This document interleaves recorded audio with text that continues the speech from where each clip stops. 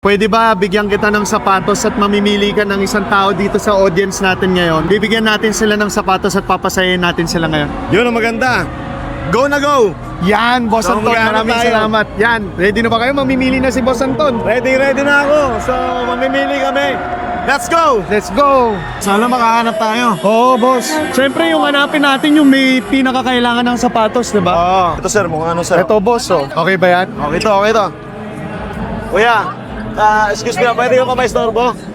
Pwede ka pa maistorbo? Kasi naghahanap kasi kami ng naghahanap kami ng katulad mo. Kanina kasi, napansin namin, yung sapatos mo, medyo,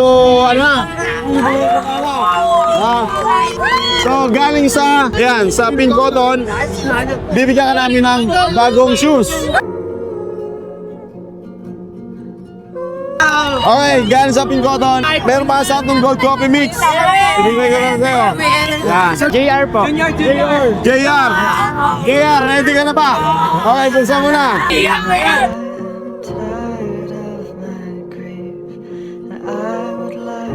Sukatin mo na, sukatin mo. Bagay dito, nakapit ko. Kaya! Hey! Gas yan! Nakita mo yung sapatos nyo? Oo, doon na. Palitan na natin yan. Congrats. Medyo nagulat siya eh. Pero, deserve mo yan. Okay? Galing yan sa Pink Cotton. Okay, and may kape ka ha. Bibigyan kita kape. Dito ko na ilalagay.